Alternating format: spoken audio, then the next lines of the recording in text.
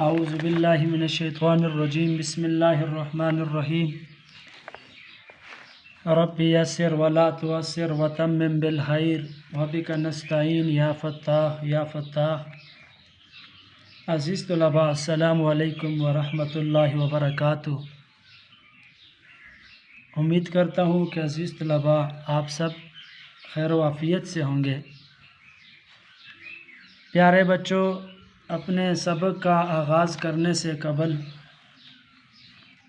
میں آپ سے چند سوالات کرنا چاہوں گا۔ عزیز طلباء، میرا پہلا سوال نمبر 1 آپ سے یہ ہے، مجھے یہ بتائیے گا قرآن مجید میں فتح مبین کسے کہا گیا ہے؟ عزیز طلباء، قرآن مجید میں فتح مبین صلح حدیبیہ کو کہا گیا۔ قرآن مجید میں فتح مبین کسے کہا گیا؟ صلح حدیبیہ کو۔ اب آتے ہیں دوسرے سوال کی طرف۔ میرا دوسرا سوال آپ سے یہ ہے، صلح حدیبیہ سے کیا مراد ہے؟ تو عزیز طلباء، صلح حدیبیہ سے مراد حضور پاک صلی اللہ علیہ وسلم اور مشرکین مکہ کے درمیان ایک معاہدہ ہوا جو کہ صلح حدیبیہ سے مشہور ہے۔ صلح حدیبیہ سے کیا مراد ہے؟ آپ صلی اللہ علیہ وسلم اور مشرکین مکہ کے درمیان ایک معاہدہ ہوا تھا جو کہ صلح حدیبیہ کے نام سے مشہور ہوا۔ اسی طرح میرا تیسرا سوال ہے آپ سے، سوال نمبر 3 یہ ہے، صلح حدیبیہ کے 2 سال بعد کون سا اہم واقعہ پیش آیا؟ تو عزیز طلباء، صلح حدیبیہ کے 2 سال بعد فتح مکہ کا واقعہ پیش آیا۔ تو پیارے بچوں، آج کے ہمارے سبق کا جو عنوان ہے وہ ہے فتح مکہ۔ کیا ہے؟ فتح مکہ۔ تو آج ہم اس عنوان کے اوپر پڑھیں گے۔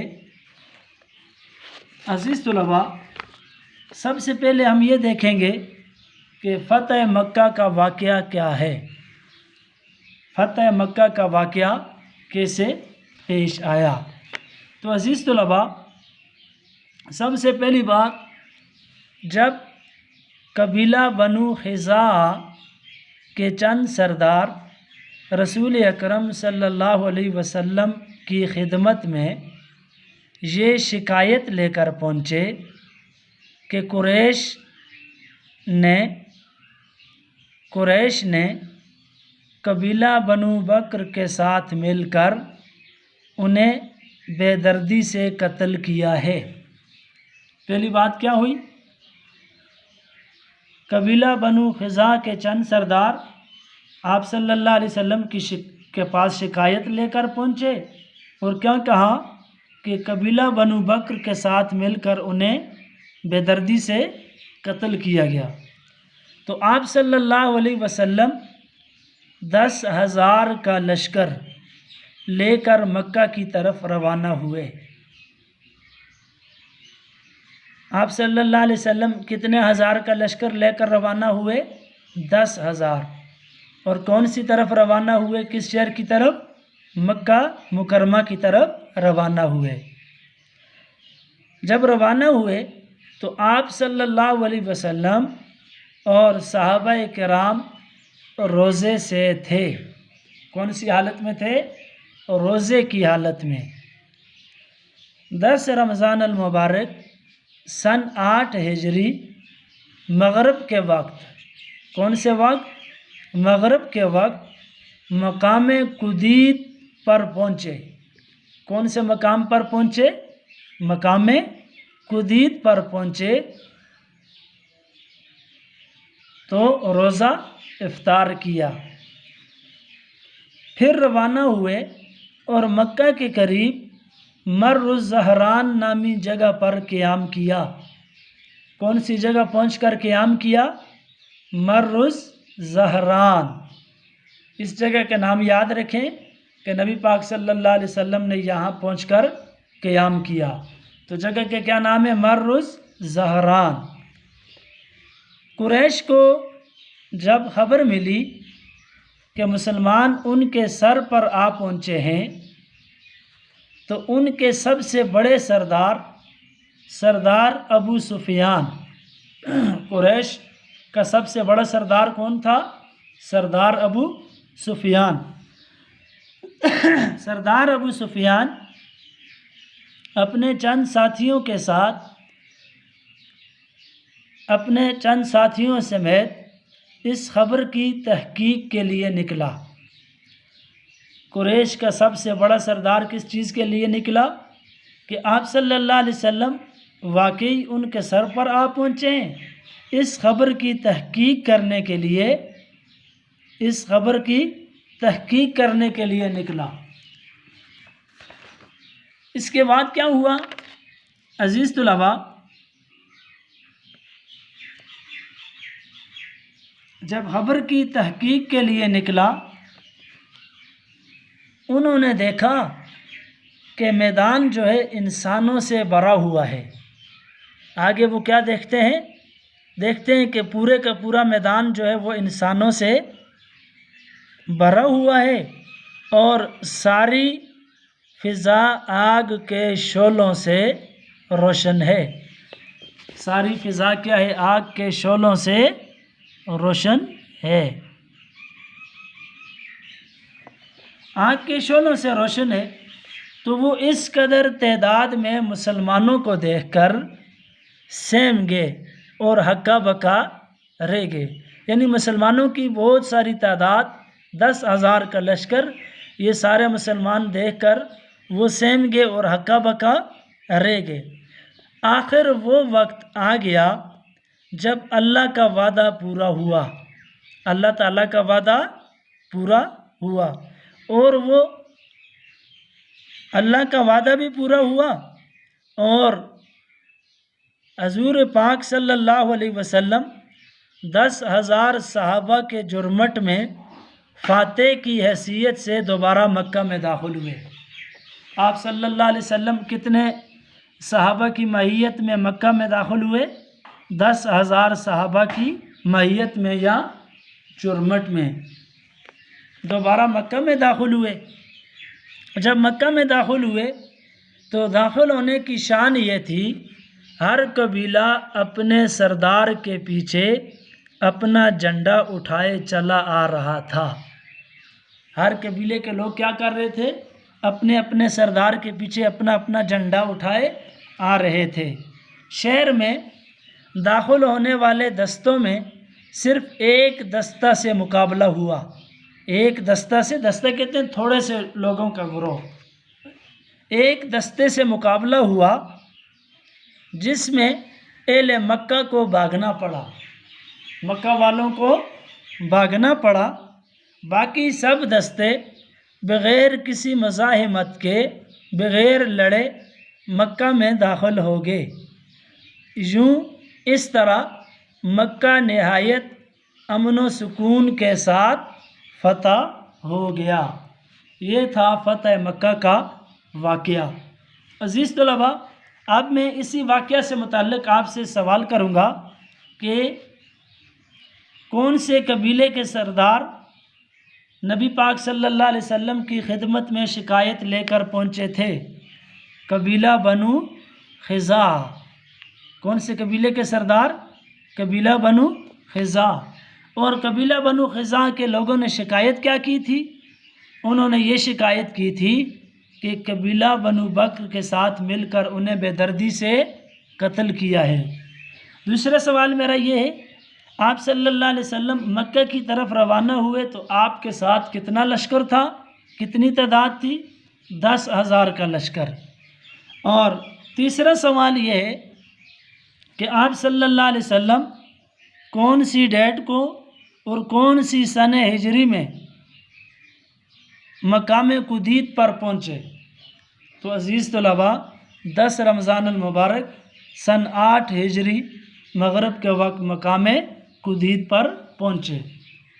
اس طرح جب نبی علیہ الصلوۃ والسلام آگے روانہ ہوئے تو مکہ کے قریب کون سی نامی جگہ پر پہنچ کر آپ صلی اللہ علیہ وسلم نے قیام کیا تھا؟ مرز زہران نامی جگہ پر۔ اس کے بعد عزیز طلباء جب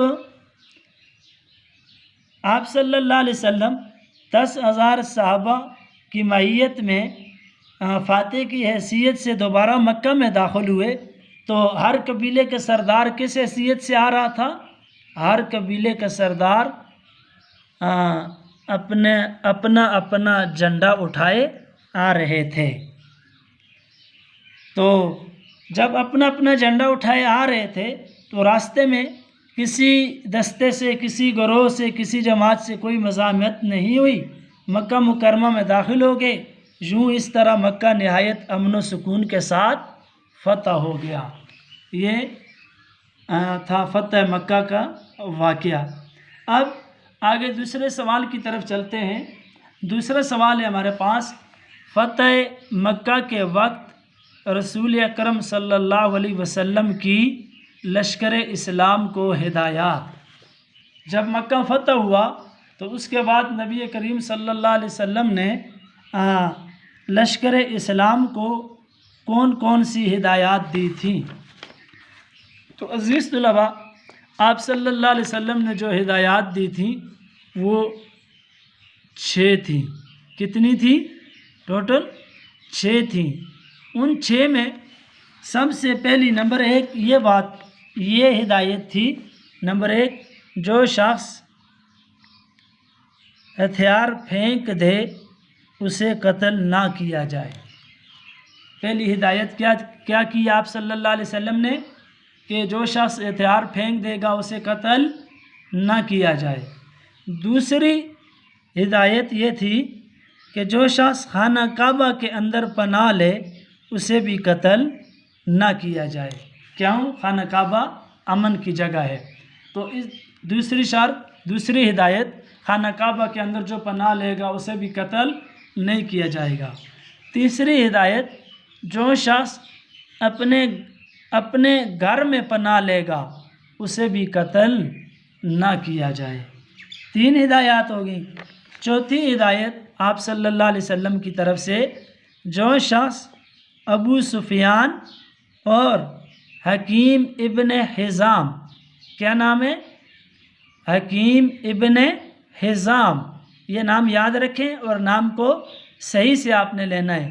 حکیم ابن حزام، ہا کے نیچے زیر کسرہ ہے، حزام کے گھر پناہ لے اسے بھی قتل نہ کیا جائے۔ 4 ہدایات ہو گئیں۔ 5ویں ہدایت بھاگنے والے کا تعاقب نہ کیا جائے اور اسی کے ساتھ زخمی اور اسیر کو قتل نہ کیا جائے۔ 6ٹھی جو ہدایت تھی بوڑھوں، بچوں اور عورتوں کو بھی قتل نہ کیا جائے۔ یہ تھی فتح مکہ کے وقت آپ صلی اللہ علیہ وسلم کی لشکر اسلام کو ہدایات۔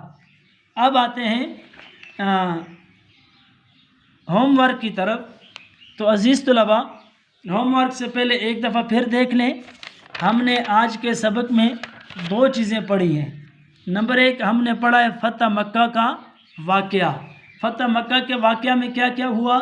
بنو خزاں کے چند سردار رسول پاک کے پاس شکایت لے کر آئے کہ قبیلہ بنو بکر سے مل کر انہوں نے قتل کیا بے دردی سے۔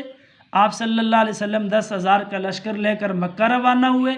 آپ صلی اللہ علیہ وسلم اور صحابہ کون سی حالت میں تھے؟ روزے کی حالت میں۔ اور یہ 10 رمضان سن 8 ہجری مقام کدید پر پہنچے، روزہ افطار کیا اور مکہ کے قریب مرز زہران نامی جگہ پر دوبارہ قیام کیا۔ یہ ساری باتیں ہو گئیں فتح مکہ کے حوالے سے۔ اور حضور پاک 10,000 صحابہ کے جرمٹ میں فاتح کی حیثیت سے داخل ہوئے۔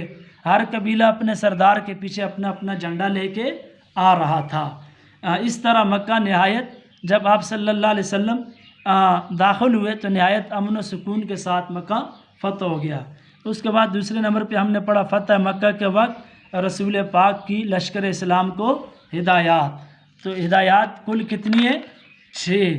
نمبر 1، جو شخص ہتھیار پھینک دے اسے قتل نہ کیا جائے، خانہ کعبہ میں پناہ لینے والے کو بھی قتل نہ کیا جائے، جو اپنے گھر میں پناہ لے اسے بھی قتل نہ کیا جائے، ابو سفیان اور حکیم ابن حزام کے گھر پناہ لے اسے بھی قتل نہ کیا جائے، بھاگنے والے کا تعاقب، زخمی اور اسیر کو قتل، بوڑھوں بچوں اور عورتوں کو قتل نہ کیا جائے۔